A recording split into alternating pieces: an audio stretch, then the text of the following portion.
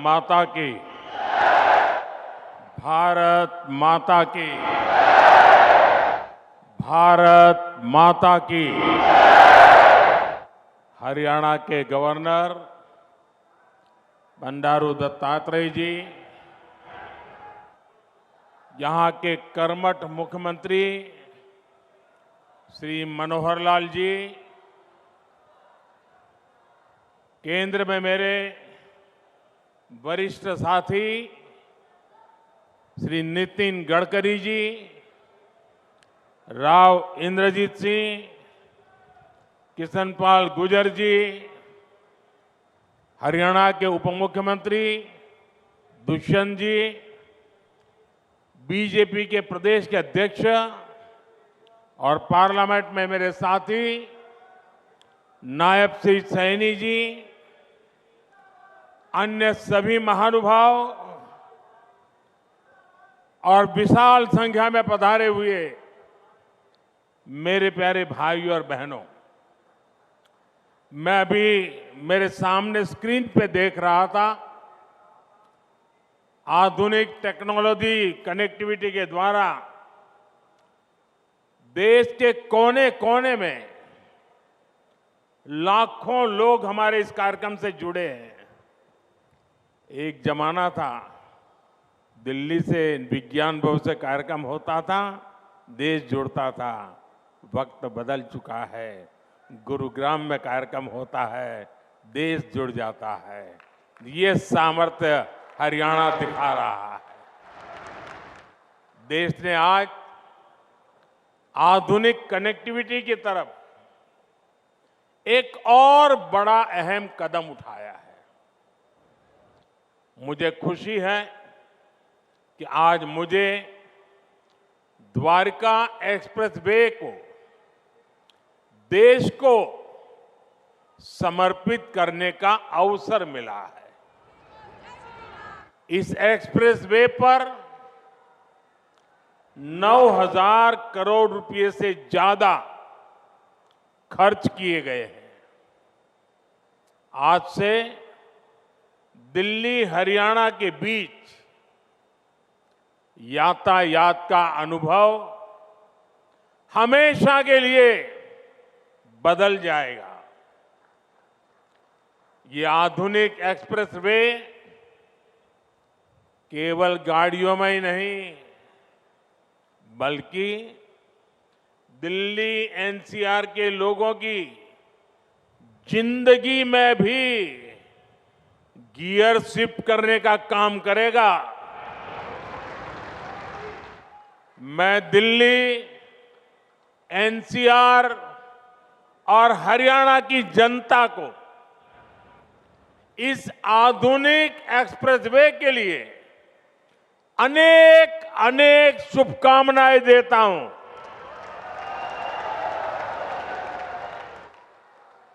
साथियों,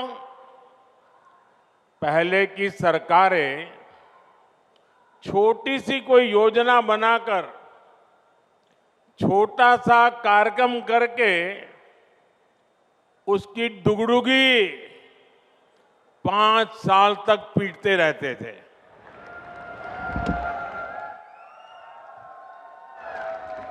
वहीं भाजपा सरकार जिस रफ्तार से काम कर रही है, उसमें शिलान्यास, लोकार्पण के लिए समय कम पड़ रहा है, दिन कम पड़ रहे हैं जी।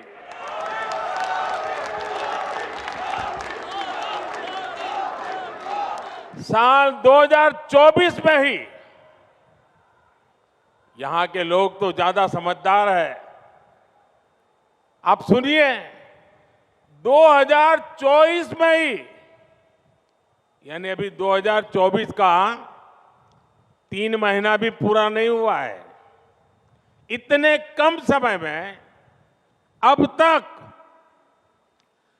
10 लाख करोड़ रुपए की परियोजनाओं का या तो शिलान्यास किया है या तो लोकार्पण हो चुका है।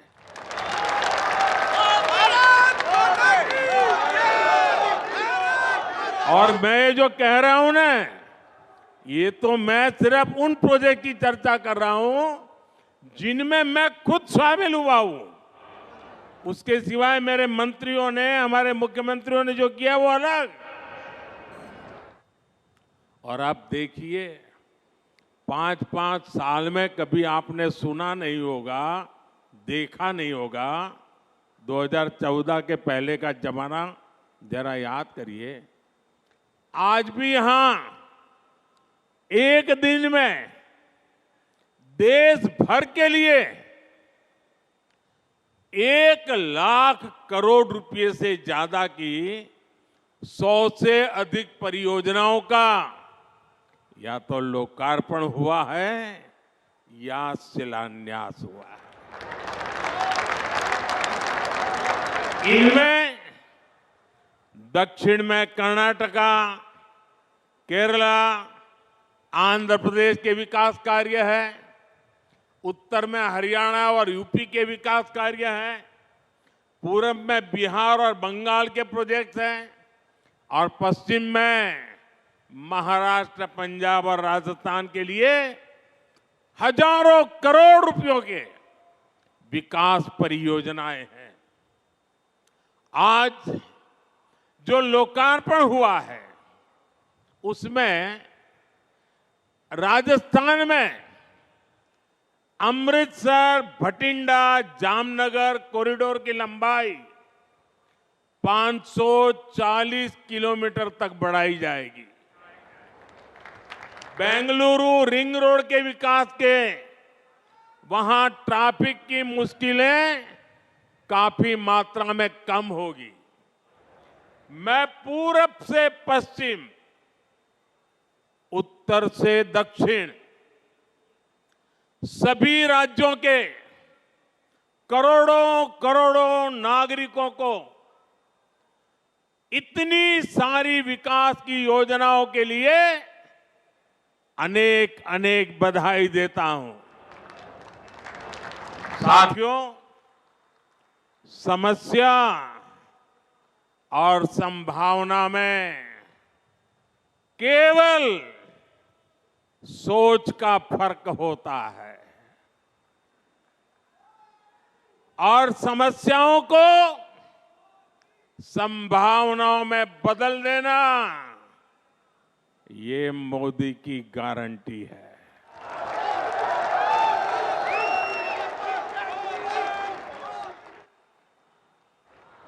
द्वारका एक्सप्रेसवे खुद इसका बहुत बड़ा उदाहरण है। आज यहां द्वारका एक्सप्रेसवे का निर्माण हुआ है। एक समय शाम ढलने के बाद लोग इधर आने से बचते थे। टैक्सी ड्राइवर भी मना कर देते थे कि इधर नहीं आना है। इस पूरे इलाके को असुरक्षित समझा जाता था, लेकिन आज कई बड़ी कंपनियां यहां आकर अपने प्रोजेक्ट्स लगा रही हैं।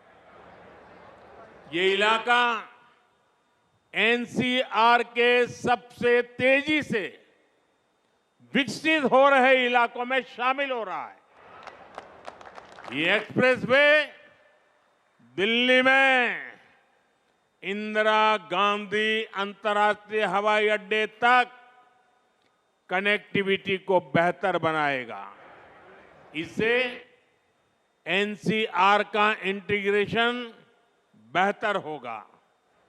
यहां इकोनॉमिक एक्टिविटीज को गति मिलेगी। और साथियों, द्वारका एक्सप्रेसवे जब दिल्ली मुंबई एक्सप्रेसवे से जुड़ेगा तो एक नए अध्याय की शुरुआत होगी। पूरे पश्चिमी भारत में ये कॉरिडोर इंडस्ट्री और एक्सपोर्ट को एक नई एनर्जी देने का काम करेगा। इस एक्सप्रेसवे के निर्माण में हरियाणा सरकार और विशेषकर मुख्यमंत्री मनोहर लाल जी को उनकी जो तत्परता रही है, मैं आज इसकी भी सराहना करूंगा। हरियाणा के विकास के लिए जिस तरह मनोहर लाल जी दिन रात काम करते रहे हैं, उसने राज्य में आधुनिक इंफ्रास्ट्रक्चर का एक बड़ा नेटवर्क तैयार कर दिया है। और मनोहर लाल जी और मैं बहुत पुराने साथी हैं। दरी पर सोने का जमाना था, तब भी साथ काम करते थे। और मनोहर लाल जी के पास एक मोटरसाइकिल रहती थी, तो वो मोटरसाइकिल चलाते थे, मैं पीछे बैठता था, रोहतक से निकलता था और गुरुग्राम आकर के रुकता था। ये हमारा लगातार हरियाणा का भ्रमण मोटरसाइकिल पे हुआ करता था। और मुझे याद है उस समय गुरुग्राम में मोटरसाइकिल पर आते थे, रास्ते छोटे थे, इतनी दिक्कत होती थी। आज मुझे खुशी हो रही है कि हम भी साथ हैं और आपका भविष्य भी साथ है।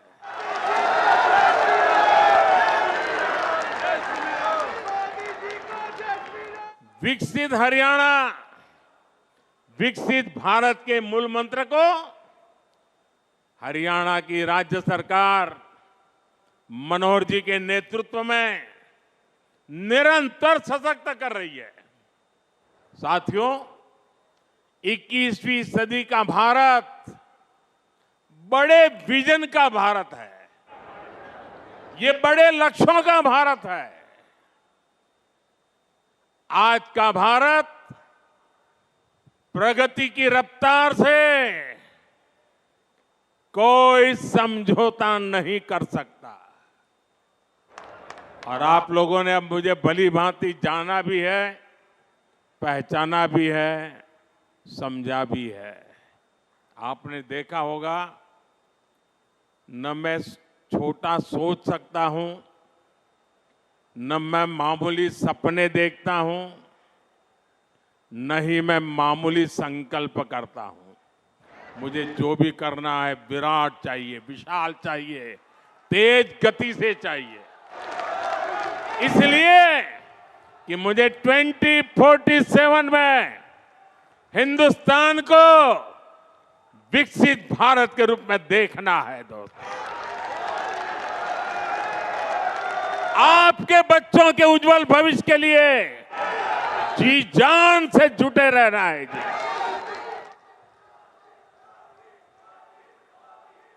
साथियों, इसी रफ्तार को बढ़ाने के लिए हमने दिल्ली एनसीआर में होलिस्टिक विजन के साथ इंफ्रास्ट्रक्चर डेवलपमेंट का काम शुरू किया। हमने बड़े प्रोजेक्ट्स को तय समय सीमा में पूरा करने का टारगेट रखा। ये द्वारका एक्सप्रेसवे हो, पेरिफेरल एक्सप्रेसवे का निर्माण हो, ईस्टर्न पेरिफेरल एक्सप्रेसवे हो, दिल्ली मेरठ एक्सप्रेसवे हो, ऐसे अनेक बड़े प्रोजेक्ट्स हमारी सरकार ने पूरे किए हैं। और कोविड के 2 साल के संकट के बीच देश को इतनी तेजी से हम आगे बढ़ा पाए हैं। दिल्ली एनसीआर में पिछले 10 वर्षों में 230 किलोमीटर से ज्यादा नई मेट्रो लाइनें शुरू हुई है। जेवर में इंटरनेशनल एयरपोर्ट के निर्माण का काम तेज गति से आगे बढ़ रहा है। डीएनडी सोहनास पर जैसी परियोजनाएं भी निर्माण के अंतिम चरण में है। इन परियोजनाओं से यातायात तो आसान होगा ही, साथ ही दिल्ली एनसीआर की प्रदूषण की समस्या में भी कमी आएगी। साथियों, विकसित होते भारत में आधुनिक इंफ्रास्ट्रक्चर का निर्माण और देश में कम होती गरीबी दोनों आपस में जुड़े हुए हैं। जब एक्सप्रेसवे ग्रामीण इलाकों से होकर जाते हैं, जब गांवों को अच्छी सड़कों से जोड़ा जाता है, तो गांव में अनेक नए अवसर लोगों के घर के दरवाजे तक पहुंच जाते हैं। पहले गांव के लोग कोई भी नया अवसर खोजने शहर तक चले जाते थे, लेकिन अब सस्ते डेटा और कनेक्टिविटी के डिजिटल इंफ्रास्ट्रक्चर के कारण गांवों में ही नई संभावनाओं का जन्म हो रहा है।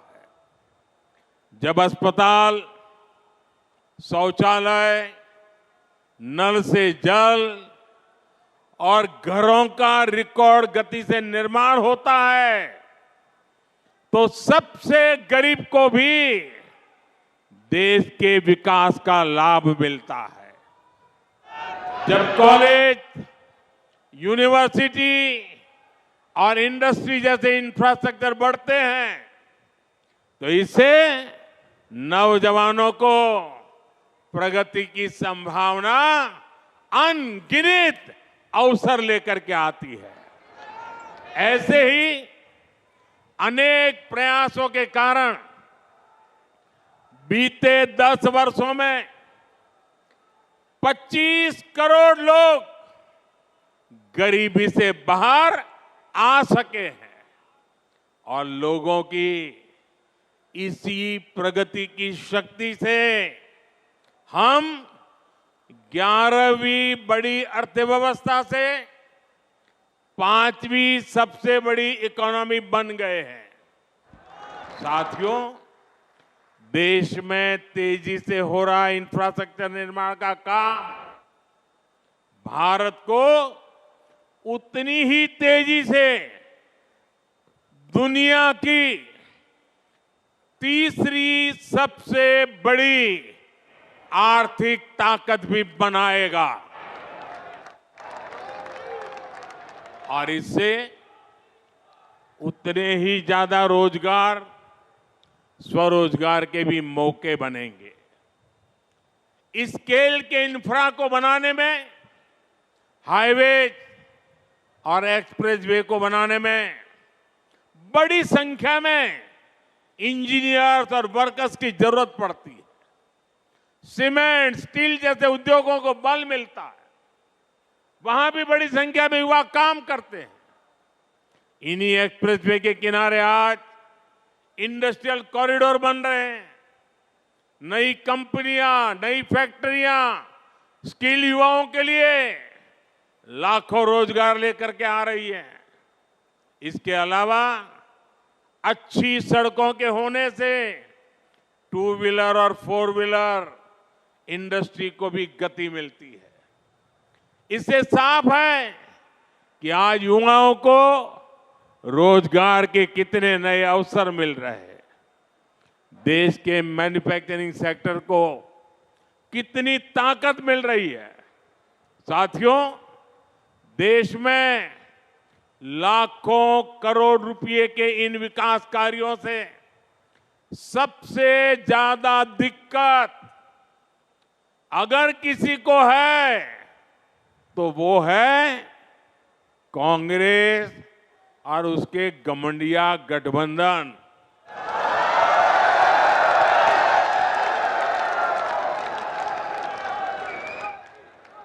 उनकी नींद हराम हो गई है। इतने सारे विकास के काम और वो एक की बात कर रहे हैं तो मोदी 10 और कर देता है। उनको समझ ही नहीं आ रहा है क्या इतनी तेजी से काम भी हो सकते हैं क्या। और इसलिए अब विकास के मुद्दों पर चर्चा करने की उनकी ताकत बची नहीं है। और इसलिए वो लोग कह रहे हैं कि मोदी चुनाव की वजह से लाखों करोड़ रुपयों के काम कर रहा है। 10 वर्षों में देश इतना बदल गया, लेकिन कांग्रेस और उसके दोस्तों का चश्मा नहीं बदला है।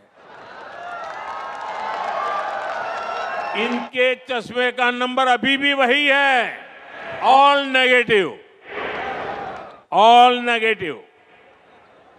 नेगेटिविटी और केवल नेगेटिविटी, यही कांग्रेस और इंडी गठबंधन वालों का चरित्र बन गया है। ये तो वो लोग हैं जो केवल चुनावी घोषणाओं की सरकार चलाते थे।